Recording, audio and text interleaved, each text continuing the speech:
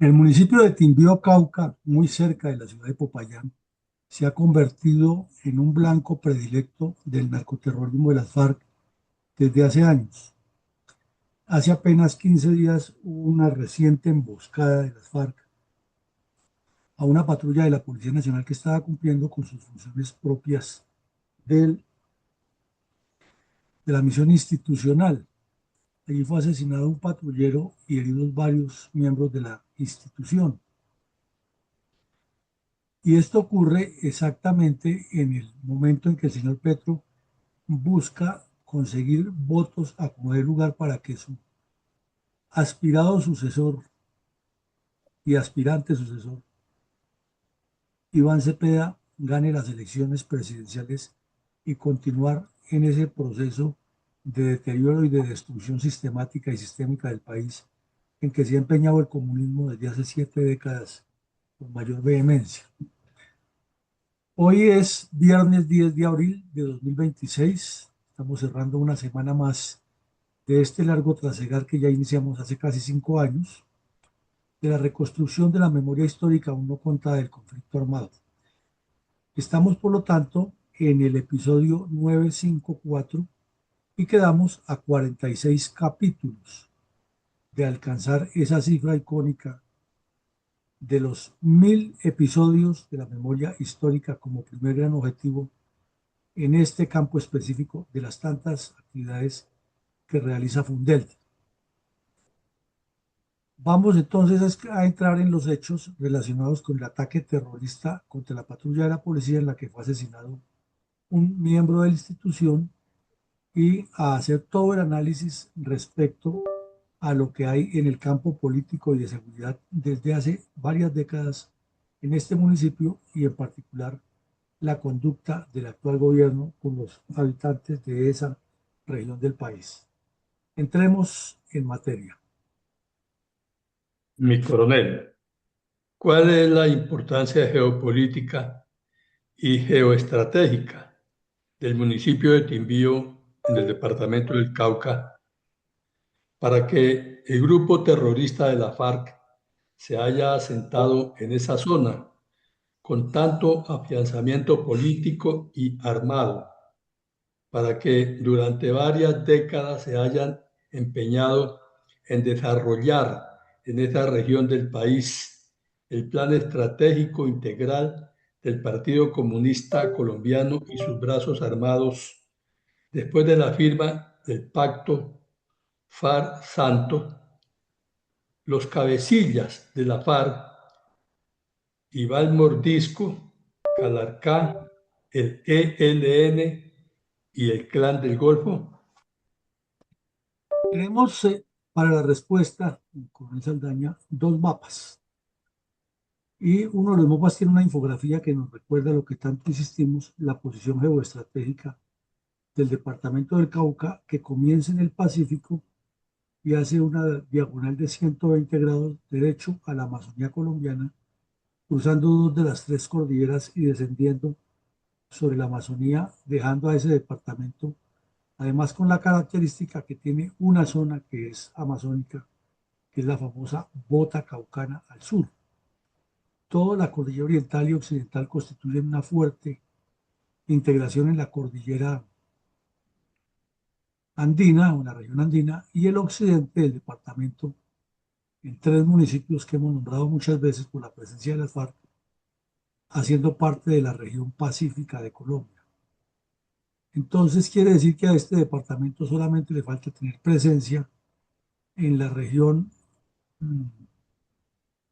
de la Orinoquía o en la región Caribe, ya que también tiene parte con algunas islas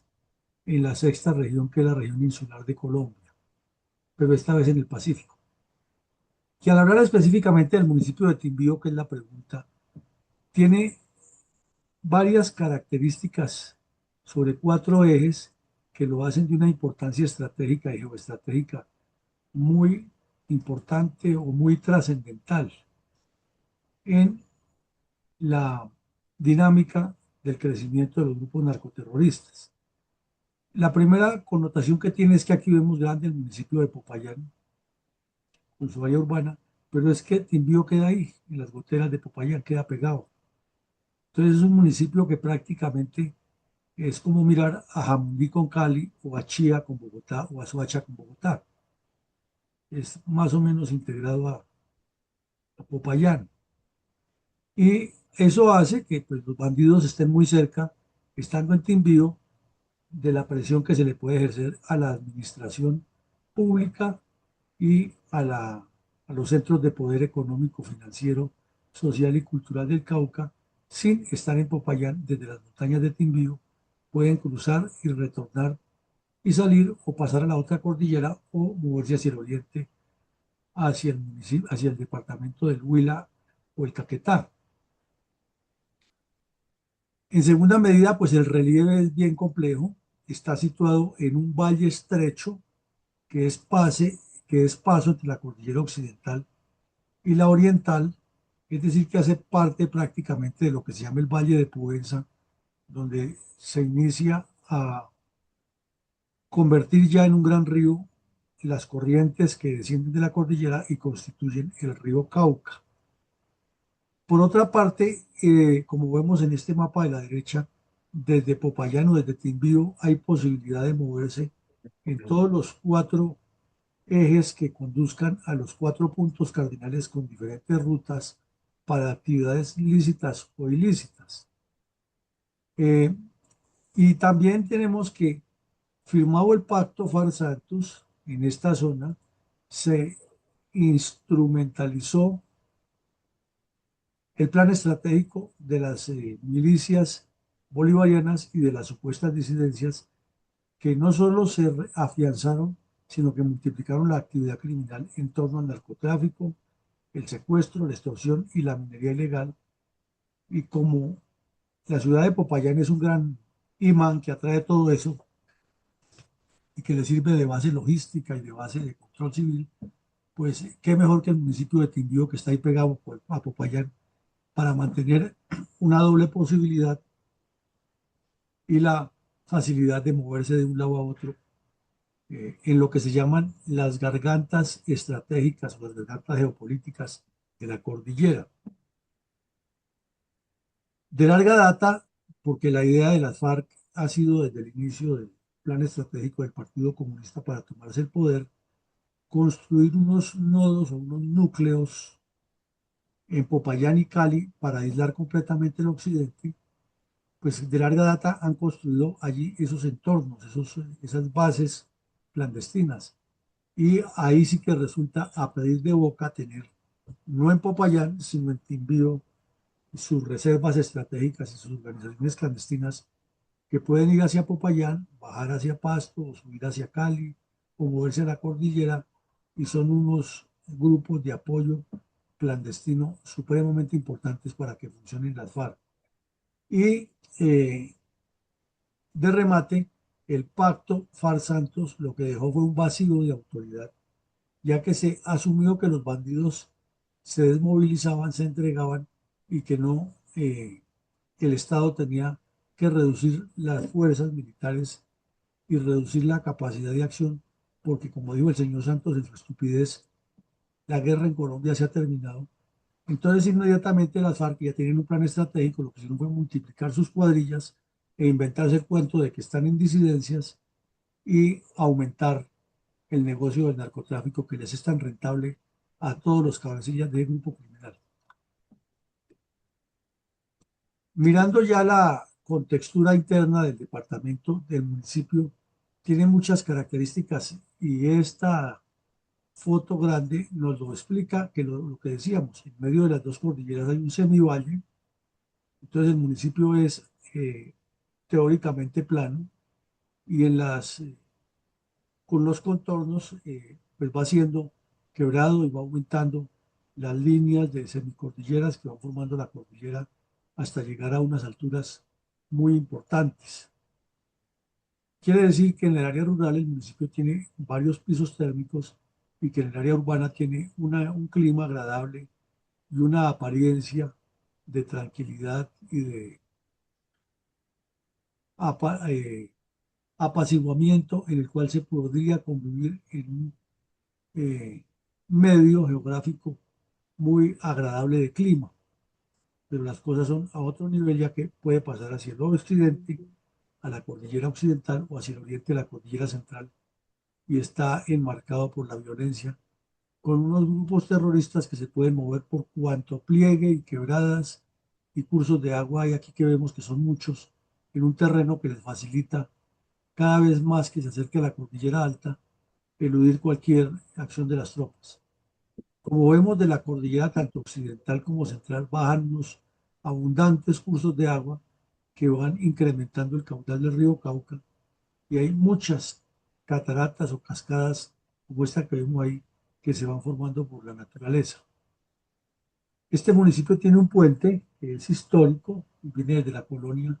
que fue construido por los españoles que permite la unidad del municipio hacia el norte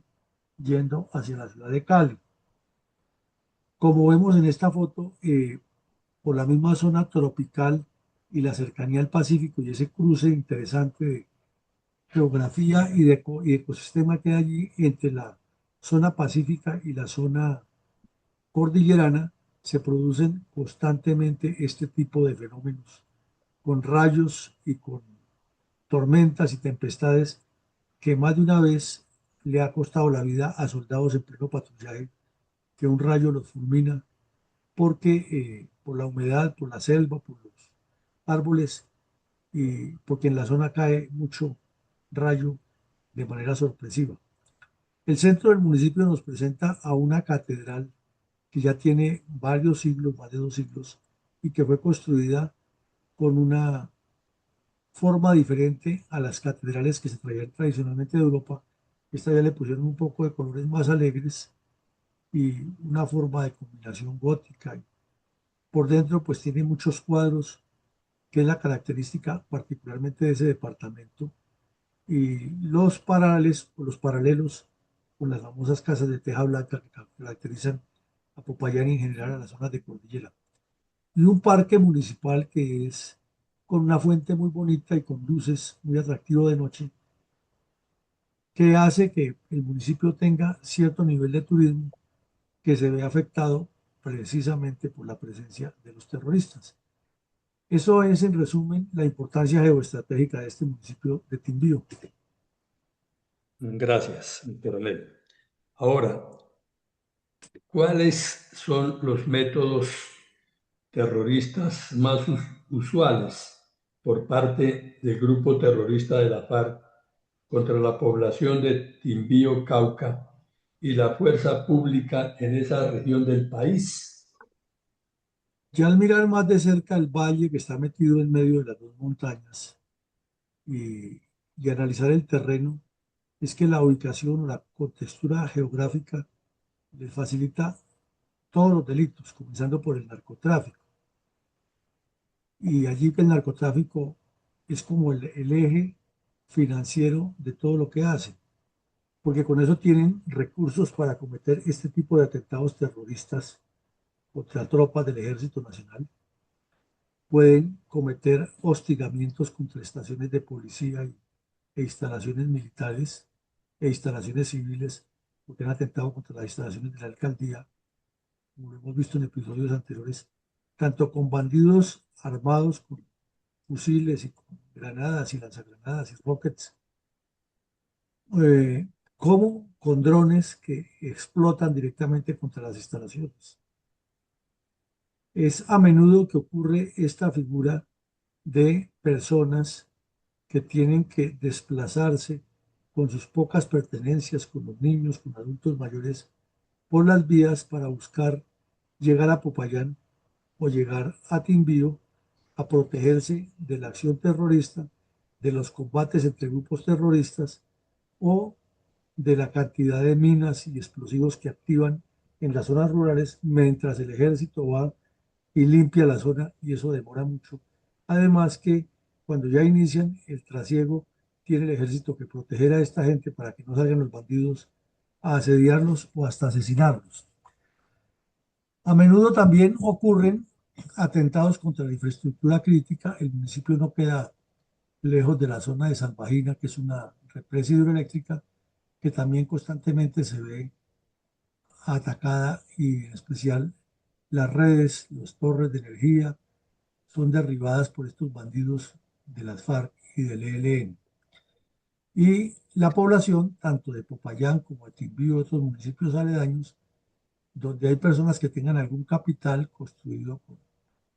la industria, el transporte, el comercio, son víctimas de secuestros y extorsiones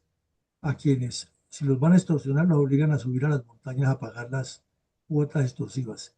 Y si es para secuestrarlos, también los esconden en la manigua y hasta que la familia pague, los dejan que recuperen la libertad. Entonces, no son extraños, al contrario, es como una lista y una prolongación de la cantidad de hechos que cometen allí. Eso por no mencionar, por ejemplo, el reclutamiento de menores, que es constante en la zona, la violencia sexual contra los niños y contra los campesinos y las campesinas, y el terror interno que causan sembrando minas que quedan enterradas ahí y que después salen con el cuento que quien las enterró se murió y que no tienen el mapa exacto donde quedó. Entonces que tiene que ir el Estado con un bandido a buscar cómo las desentierran, tratando de peinar la zona y ocurren accidentes contra niños que juegan, contra campesinos que transitan, contra animales semovientes que tienen los campesinos para mover sus productos y el terror sigue sin que ningún gobierno le haya podido poner el coto preciso a los bandidos en este municipio específico, como ocurre en otros tantos del país. Mi coronel, ¿cómo se podría describir para nuestra audiencia el progresivo asentamiento de diversos carteles del narcotráfico en Cauca desde la década del año 1970? Lo que ha ocurrido en el Cauca con el narcotráfico es muy paralelo o muy similar o muy simultáneo con lo ocurrido en Caquetá, Cauca, Antioquia, el Valle, con el narcotráfico. Y es que en los años 60 y 70 se comenzó a ver que la marihuana no solamente salía hacia Estados Unidos de la costa atlántica, sino que salía de diferentes partes del país y tenían diferentes métodos para llevarla a la costa y de allí, costa atlántica, y de allí exportarla hacia Estados Unidos. En esa época era menos por la costa pacífica, pero también ya había cierto movimiento por ese lado. Luego ya apareció el cartel de Medellín y el cartel de Cali que nacen casi que simultáneamente y este par de agrupaciones criminales se van extendiendo por todo el país y van buscando cooptar los mercados y en paralelo con ellos entra el M-19, el ELN y las FARC a tratar de también controlar. Entonces el narcotráfico ya no tiene un solo cartel o dos, que eran el de Cali y Medellín, sino que tiene 4 o 5 carteles con el ELN, las FARC y el EPL. Se desarrolla toda una violencia fuerte contra los colombianos entre finales de los 70 y comienzos del 2000, del siglo XXI. Y ahí hay mucha conflictividad, mucha confrontación, muchos choques, muchos muertos, y las FARC se empoderan, particularmente en el Cauca, pasan de la antigua cuadrilla 6 a tener la octava, la 29, la 30 y una serie de lo que llaman compañías móviles que eran dirigidas por el narcotraficante terrorista y ahora distinguidísimo senador Pablo Catatumbo. Y luego ya viene el pacto FARC-Santos con todo su engaño, con toda su farsa. Y entonces estos grupos, en lugar de disminuir, aumentan por dos razones. Porque la farsa de la paz pretendía eso, que no los presionara el Estado colombiano en el negocio del narcotráfico y por ende crecer sus estructuras. Y lo segundo que sucede es que los carteles de México que están recibiendo mucho dinero en su país por el narcotráfico que logran cruzar hacia Estados Unidos, se involucran directamente con las supuestas disidencias de la FARC y el ELN, y entonces cada cartel de estos mexicanos tiene su ramificación en el Cauca con la coca, con la marihuana y con la amapola, y las FARC o el ELN se convirtieron ya en unas guerrillas supremamente ricas que andan mejor armadas en muchos casos que los soldados y que tienen la facilidad de comprar en el mercado negro las armas de última tecnología para infantería ligera, mientras que el Estado, no solo que las tropas deben soportar a desgobernantes corruptos y degenerados como Petro, o ministros de defensa putrefactos como ese señor eh, Velázquez, que no ayudaba para nada en la búsqueda de esta solución, sino que tienen que someterse a todo ese proceso legal de los trámites burocráticos y los trámites que tienen las diferentes instancias para aprobar un presupuesto. Total que, para poner un ejemplo sencillo, para que las FARC compren un dron o el ELN compre un dron de alta tecnología y de los más recientes en el mercado, solamente es con que le diga a un bandido viaje a Panamá o vaya al Perú o vaya a México o contacte a alguien en Estados Unidos o a China que se lo compre y le manda 10 o 20 de un día para otro, y con esos puede actuar de inmediato contra las tropas. Y para que las tropas compren ese sistema antidrón, entonces toca pasar de un año a otro mientras se produce el COMPES, el concepto técnico, el análisis, y cuando se compre el sistema ya es obsoleto y no va a dar los resultados porque la tecnología ha evolucionado. Entonces el narcotráfico ha tenido ese trasiego y esa incidencia en el conflicto, y mientras tanto todos esos delitos que vemos en la pantalla, más otros que hemos mencionado, siguen ocurriendo como si no hubiera posibilidad de que el Estado pueda responderle a esa actividad delincuencial intensa. Mi coronel, ¿cuál ha sido la conducta del mandato de Gustavo Petro frente al narcoterrorismo comunista en Cauca, en especial con los grupos criminales que delinquen bajo las órdenes de Iván Mordisco, Calarcá y la Segunda Marquetalia? Hay un contraste que lo acabamos de mencionar, y es específicamente la relación de las FARC con el narcotráfico, la presencia coactiva que tienen en el Cauca, que es una presencia territorial fuerte, y la distribución de esos grupos por diferentes regiones del departamento, y aquí en particular cómo se han asentado cerca al municipio de Timbío. Y eso es evidente y se manifiesta en actividades criminales que son reiterativas y lesivas para la institucionalidad y la conservación del orden y la garantía de la vida, la honra y los bienes de los ciudadanos. Entre tanto, el señor Petro ha hecho politiquería con el argumento del enfoque del diálogo social e intercultural. Su vicepresidente, de raza negra, es de esa región, y la puso dizque para crear el Ministerio de la Igualdad con el propósito de implementar en todas estas zonas una igualdad entre el hombre y la mujer, y entre los indígenas y los mestizos, entre los negros y los indígenas, entre los negros y los mestizos, y eso resultó no solo bla, bla, bla, sino un foco de corrupción que parece interminable,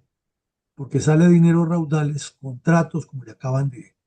destapar a este sujeto descompuesto que tenemos en la presidencia, por varios billones de pesos destinados únicamente a que, con la figura de contratación de prestación de servicios, habría cuenta que venía la ley de garantías que le impedía hacerlo de otra manera, y menos en periodo preelectoral. Se dedicaron a gastar dinero a raudales, a depredar el presupuesto público, a despilfarrar dineros y a pedir reforma tributaria, porque es la única solución para satisfacer el voraz apetito de la corrupción petrista y de los comunistas. Entonces ese diálogo social se convirtió en una campaña política clandestina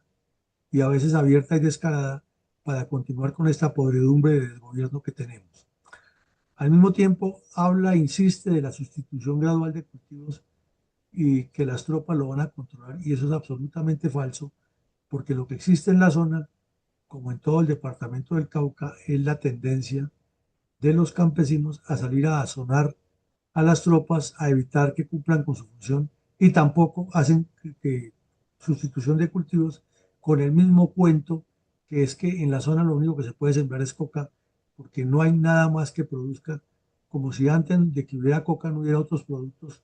con los cuales subsistían, y como si Colombia no pudiera convertir todas esas breñas en unas despensas agrícolas para venderle nada más alimentos, comenzando al plan de alimentos de la ONU,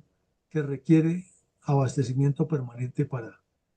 llevarle a los países que están en hambrunas o las regiones que están en hambrunas, o para venderle a otros países y abrir mercados, en lugar de tener tanto politiquero corrupto y descompuesto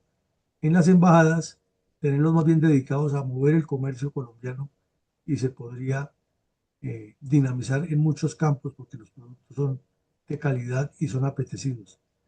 El otro tema del señor Petro ha sido es que buscar acuerdos regionales entre el Estado y, y la comunidad, o sea, brincando por encima de las autoridades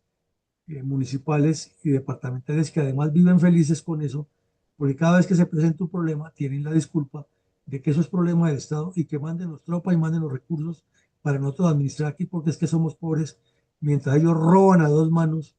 el poco o mucho presupuesto que recogen allá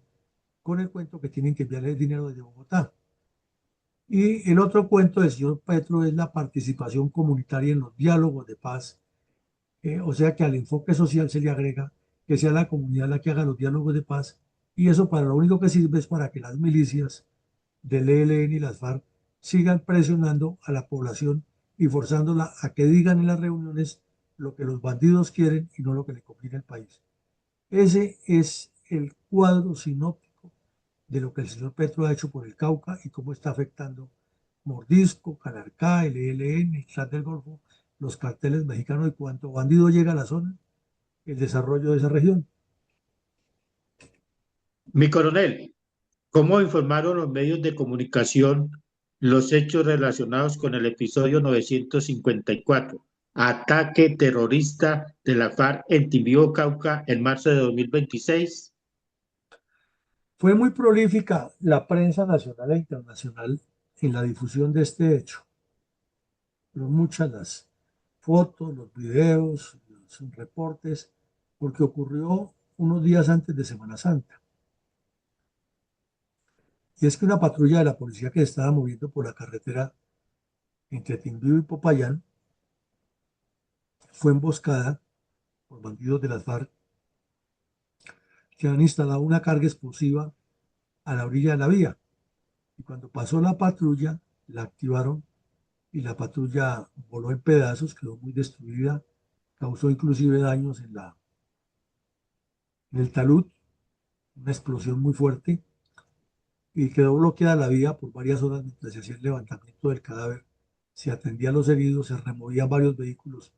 que resultaron afectados. Entonces, pues la Policía Nacional se manifestó de manera vehemente por el asesinato de su patrullero. Eh, el ejército incrementó las operaciones de búsqueda y finalmente lo que quedó fue varios heridos de la policía que iban en la patrulla, más civiles que pasaban por el lugar y la muerte del patrullero Juan David, grande, cantero, que tenía ya 35 años de edad y más o menos 15 años de servicio en la Policía Nacional y que estaba cumpliendo con su deber de ir a cumplir con tareas propias de la seguridad ciudadana en la región. Se convirtió en la oportunidad para hacer politiquería. Los secretarios del despacho de la alcaldía municipal y del departamento del Cauca publicaron tweets, mensajes, solidaridad, críticas, cuestionamientos. Los medios de comunicación se limitaron a reproducir la noticia, hasta videos de alguien que grabó en un vehículo la zona cómo quedó, los periodistas preguntándole a los mismos de siempre que qué opinan, los dirigentes políticos y regionales y municipales hablando de la paz, el señor Petro de fiesta en plena preludio de Semana Santa y hablando politiquería y estupideces en contra de Estados Unidos y de Ecuador, y el resto del país más pendiente de la Semana Santa que del joven policía asesinado por los bandidos. Entonces, de esa manera se publicó por varios medios de comunicación y la Policía Nacional nuevamente en su página web y en sus redes sociales publicó pues el escudo de la institución con el signo o con el lazo negro del luto, pero ya han pasado 15 días de eso, ya nadie se acuerda, el patrullero se quedó muerto y hoy o mañana o en 2 días los bandidos de las FARC volverán a asesinar a otro policía, volverán a cometer los mismos hechos el señor Petro mirando para otro lado, hablando de paz total, de diálogo social, de participación de las comunidades, de sustitución de cultivos y de todas esas estupideces que habla, mientras los bandidos siguen destruyendo a Colombia. Habida cuenta, el combate del Estado contra la violencia comunista debe ser integral y teniendo en cuenta el valor geoestratégico de Timbío Cauca. ¿Cuáles renglones de desarrollo nacional urge integrar a las medidas militares tradicionales que de paso dejan a los dirigentes políticos libres de toda responsabilidad en el departamento del Cauca, asediado, como ya dijimos, por una multiplicidad de violencias desde hace varias décadas? Pues, en esencia, deben ser respuestas de Estado, deben ser planes estratégicos y atados a un plan de gobierno y un plan de desarrollo nacional que esté a su vez atado a objetivos nacionales. Y serían muchos los campos de acción en los que hay que actuar. Hoy a manera de ejemplo ponemos cuatro que podrían ayudar a iniciar, a corregir el proceso. Uno es algo que ha sido trillado toda la vida, que son las vías de conectividad entre las áreas rurales y urbanas para desembotellar las zonas, facilitar el acceso a los campesinos, sacar sus productos y por ende en extensión buscar la forma de que tengan mercados. Todo eso es obligación del Estado colombiano. Pero aquí ocurre lo contrario, que es el campesino el que construye sus carreteables con los pocos recursos que tienen en mingas y que sus productos son ellos mismos los que salen a tratar de buscarles comercio y caen en las manos de los acaparadores que prácticamente le doblan o le triplican el costo, que le pagan muy poco al campesino, pero ya al usuario final sí le toca pagar una cuota alta porque el Estado no está presente en facilitar ni las vías, ni la interconectividad, ni los mecanismos para que los campesinos tengan el contacto más cercano al consumidor. Pero lógico, eso hay que meterle una competitividad, una calidad que en los estándares internacionales cada vez es más exigente. Pero si no se puede industrializar el campo, pues es como un contrasentido y se vuelve un círculo vicioso y que no hay vías, pero tampoco hay formas de industrializar la producción. Entonces no hay forma de mejorar la calidad de los cultivos, de mejorar los sitios de bodegaje o almacenamiento, ni mucho menos de facilitar el movimiento ágil de esos productos hacia diferentes puntos del interior o del exterior del país para comercializarlos. Se insiste muchísimo en lo de la educación y es otro punto que lo hemos oído toda la vida, ¿no? Que se necesitan vías, que se necesita desembotellar las regiones y que se necesita educar la juventud para que no se vaya para los bandidos, para que sean productivos, para que sean profesionales, para que se tecnifiquen. Y esto es reiterativo. Y lo mismo pues, es reiterativo que no solo basta con la acción militar o policial contra los bandidos, sino que requerimos una justicia fuerte, con jueces idóneos, probos, que no sean corruptos, que apliquen la ley y que pongan los bandidos en cintura. Son apenas cuatro de los aspectos que vemos aquí que nos indican que el Estado está fallando, porque si logramos atar estos cuatro factores que estén intrínsecamente relacionados y actuantes, pues eso reduciría enormemente la violencia y multiplicaría el potencial agroindustrial que tiene una zona o un municipio que, además de poder ser un epicentro turístico y de veraneadero e inclusive de área de retiro para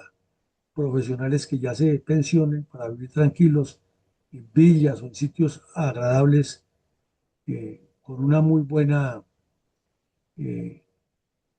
visualización del campo y del ecosistema, podría ser también una despensa agrícola no solo de Colombia, sino en ciertos renglones del mundo. Eso sería más o menos un enfoque que se podría dar para recomponer, en el caso particular de Timbiro Cauca, su economía.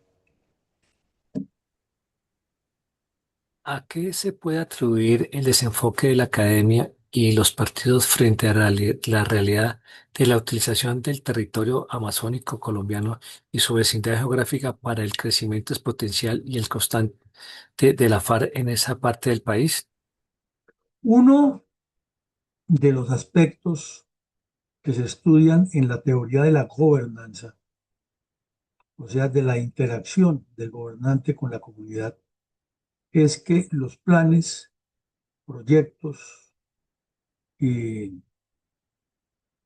programas de desarrollo o de solución a los problemas que presente un gobernante deben estar fundamentados en datos, cifras y conclusiones científicas acerca de lo que pasa. Eso inferiría que lo que produzca en torno a la paz, los grupos que contrate el gobierno, todas esas ONGs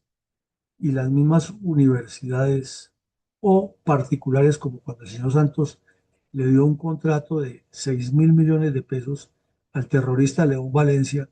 y otro contrato de 6.000 millones de pesos al payaso Antanas Mocus, con el fin que, dizque entre los dos diseñaran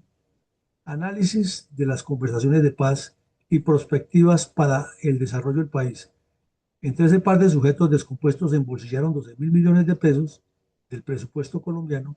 y el curita de Ruz gastó 500.000 millones de pesos en la elaboración de eh, la verdad del conflicto, que para iniciar entre todo ese conjunto y otras ONGs que contactaron para analizar el conflicto y buscarle soluciones y de ahí traer las respuestas que necesita la comunidad. Pues resulta que al mirar en el fondo son un poco de personas que tienen cuadros, mapas, estadísticas, documentos, doctores, doctoras, terroristas desmovilizados, comunistas perversos, pero cuando uno los va a mirar, todos están detrás de la figura del Che Guevara, del Partido Comunista de Checoslovaquia, del de no sé qué, y hoy tenemos hasta uno de esos de candidato presidencial para suceder a Petro. Entonces ya eso nace mal, porque está pervertido, está untado de comunismo hasta los tuétanos, y todo lo que ellos recomienden o concluyan, pues es favorable al comunismo, no favorable al país. Y al lado derecho vemos a los politiqueros corruptos y descompuestos prometiendo puentes donde no hay ríos, soluciones, y los campesinos que no saben qué hacer, no saben a quién creerle, porque al final son esos doctores los que tienen que llevarle la solución, pero esos doctores no van sino a conseguir votos y engañarlos. Y en la mitad del problema están debajo de un plástico que es una protección muy pobre para lo que está pasando los campesinos frente al terror comunista de las guerrillas que los están aleccionando, le están quitando a sus niños, le están presionando para que los apoyen. Y ese tubo de conducto entre lo que se debería producir aquí en la academia para plantear la solución a la paz y lo que deberían hacer estos corruptos descompuestos para implementar la paz, lo que está es goteando por todo lado y cayéndole esa gota permanente de agua lesiva al campesinado. Ese es el gráfico más claro que puede hacerse sobre el desenfoque que hay entre la academia y los partidos políticos sobre la paz y en este caso concreto sobre Timbio Cauca. Con Mi co- reverencia y total respeto, brindamos un minuto de silencio en memoria de todos los colombianos que han sido asesinados por la FARC en el Cauca desde hace más de 6 décadas.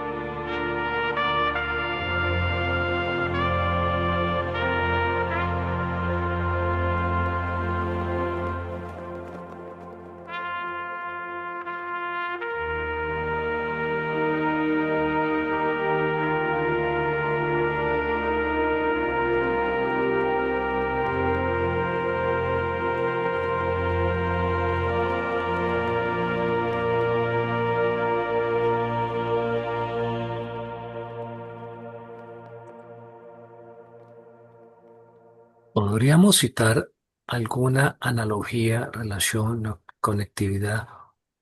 o interdependencia de los procesos de paz de Santos y Petro con los narcoterroristas, con especial énfasis en el departamento del Cauca?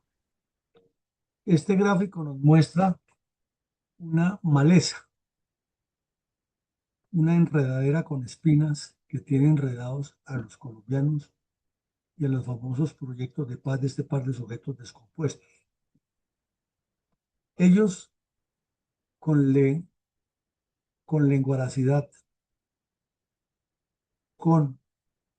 politiquería, con palabrería barata y con una mentalidad artera y perversa, han engañado al país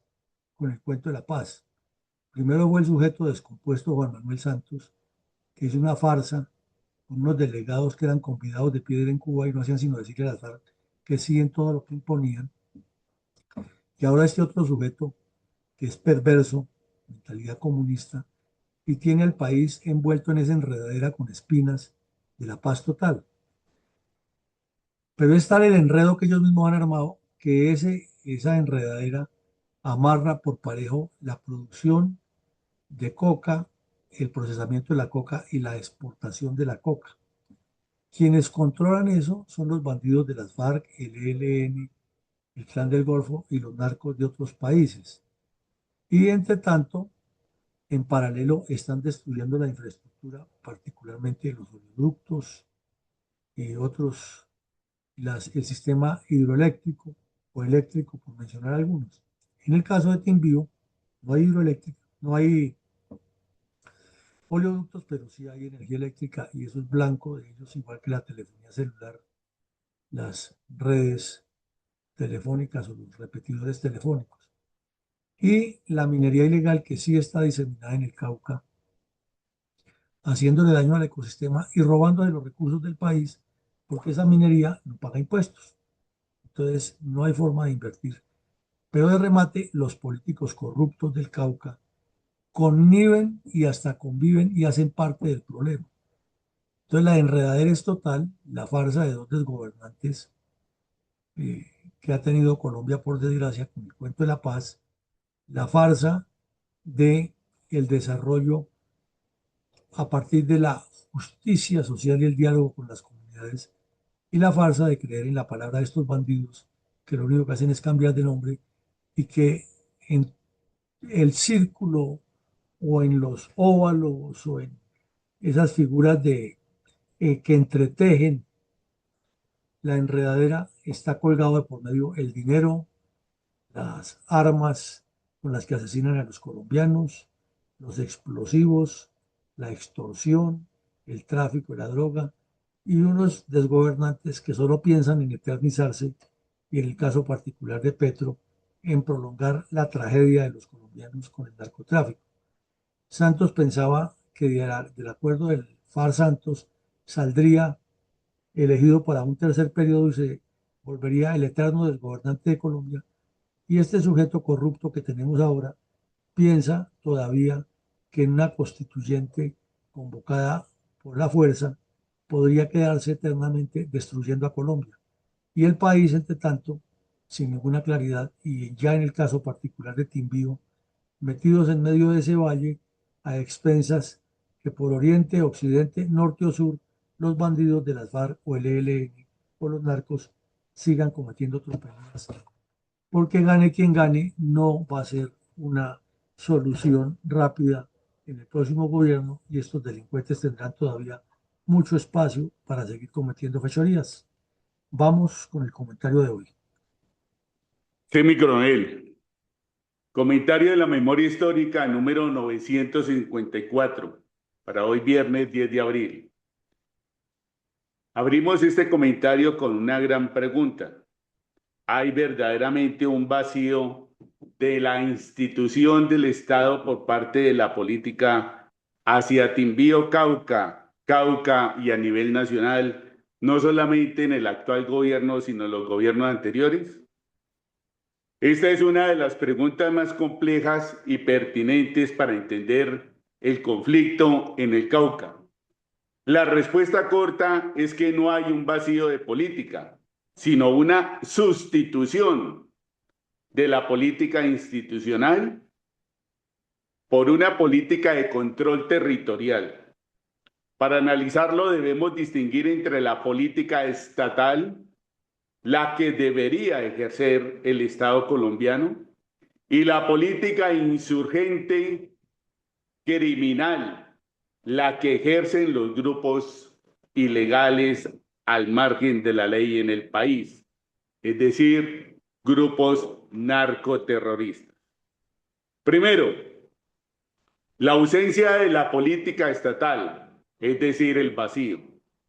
En Timbío y sus zonas rurales circundantes, la percepción de que se carece de política nace de la debilidad de las instituciones civiles del Estado. Falta de representación real. Muchos habitantes sienten que el sistema político tradicional solo aparece en épocas electorales, tal cual como la que estamos viviendo actualmente en nuestro país. Esto genera una ruptura de confianza entre el ciudadano y la democracia formal. La debilidad administrativa, cuando el Estado no provee justicia, seguridad o servicios básicos, la política como herramienta de organización social desaparece, dejando al ciudadano a merced de quien tenga el poder de las armas. La política como administración de crisis, a menudo la acción del Estado en la región se limita a la respuesta militar, olvidando que la política es, ante todo, la gestión del bienestar social. Segundo, la presencia de la política de control, el Estado paralelo. Lo que ocurre en sectores como Timbío no es que haya política, sino que los grupos armados, como las disidencias de Iván Mordisco o del Ejército Liberación Nacional, ELN, aplican una política de facto, regulación de la vida social. Estos grupos imponen manuales de convivencia, resuelven pleitos entre vecinos y deciden quién puede o no transitar. Eso es un ejercicio político, aunque sea autoritario e ilegal. La instrumentalización del descontento. Estos grupos aprovechan las deudas históricas del Estado para presentar su proyecto armado como una alternativa política. Aquí es donde el plan estratégico del que se ha tratado en anteriores episodios cobran fuerza, convierten el control de la zona en una estructura de orden social. Tercero, el choque de legitimidades del gran problema político. En este sector es que coexisten tres fuerzas que chocan entre sí. La institucionalidad, alcaldía y gobernación, a menudo limitada por recursos y amenazas. Desde luego, con la ilegalidad no hay forma de tener impuestos para ser utilizados e invertidos en la zona.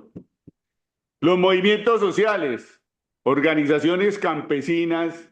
e indígenas que tienen su propia agenda política y que en ocasiones quedan atrapadas entre el fuego cruzado o son infiltradas. Los grupos armados, que utilizan la política como una fachada para sus economías ilícitas, pero que necesitan el control social para sobrevivir. Cuarto, ¿por qué es tan difícil recuperar la política en Timbío? Porque la geoestrategia delictiva ha devorado la política social, mientras Timbío siga siendo un corredor tan rentable para el narcotráfico y las armas. Cualquier intento de hacer política democrática transparente se enfrenta a la violencia. La política requiere libertad. Y en un territorio donde el fusil decide quién habla, la política democrática está secuestrada. En conclusión, no es que el sector carezca de política, es que la política ha sido reemplazada por el control territorial absoluto de estos narcoterroristas. Se pasó de la política de las ideas a la política de la supervivencia. Coronel Bernardo Fuentes, gracias, mi coronel. Bueno, muchas gracias, Nicolás Fuentes. Exactamente, el problema es político, es de los partidos políticos, es de falta